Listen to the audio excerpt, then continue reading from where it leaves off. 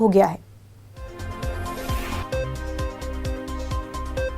کل رات کو یہ دوسرا انسیڈنٹ ہے، پچھلے 24 گھنٹوں میں یہ دوسرا انسیڈنٹ ہے یہاں پہ۔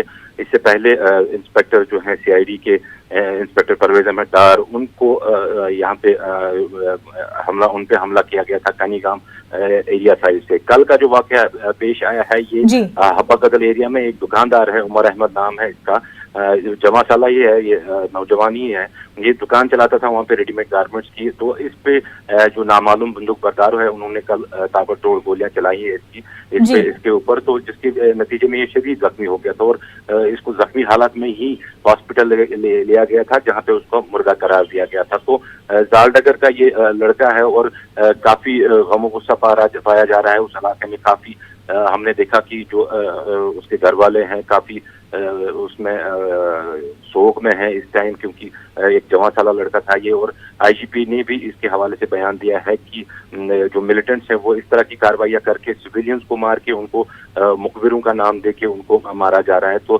پولیس کی جو انویسٹیگیشن ہے وہ بھی اس سلسلے میں سٹارٹ کر دی گئی ہے اور کوشش کی جا رہی ہے کہ باریکی سے دیکھیں کہ ملیٹنٹس کس طرح سے آئے تھے اور کتنے ملیٹنٹس تھے اور کس طرح سے اس پہ گولیاں چلائی۔ تو دیکھیے تو سری نگر میں یہ پچھلے 2 ہفتوں میں یہ تیسرا واقعہ ہے۔ اس سے پہلے صفا قدل میں ایک پولیس والے کو مارا گیا، اس سے 24 گھنٹوں میں پھر انسپیکٹر پرویز احمد ڈار کو مار دیا گیا اور کل شام کو اس سویلین کو مارا گیا۔ تو دیکھیں تو وائلنس کے جو انسیڈنٹس ہیں ان میں تھوڑا انکریز ہوا ہے پچھلے کچھ روز سے یہاں پہ، خاص طور اگر ہم اس الرٹ کے بعد حوالے سے بھی بات کریں کہ الرٹ کے بعد سیکورٹی فورسز کافی متحرک تھی اور کافی جو جگہوں پہ ناکے وغیرہ تھے، تو ایسے میں ملیٹنٹس کا اس طرح سے گھومنا اور اپنے ٹارگٹ کو مارنا، تو یہ سوالیہ نشان اٹھاتا ہے سیکورٹی ایجنسیز پہ بھی کہ اگر الرٹ کے باوجود بھی ملیٹنٹس اپنی کارروائی کر کے جاتے ہیں تو سیکورٹی کے پھر کس طرح کے انتظامات ہوتے ہیں۔ جی منظر۔ بالکل، تو کشمیر میں ایک اور واقعہ، نامعلوم بندوق بردار نے عام شہری کو مار دیا۔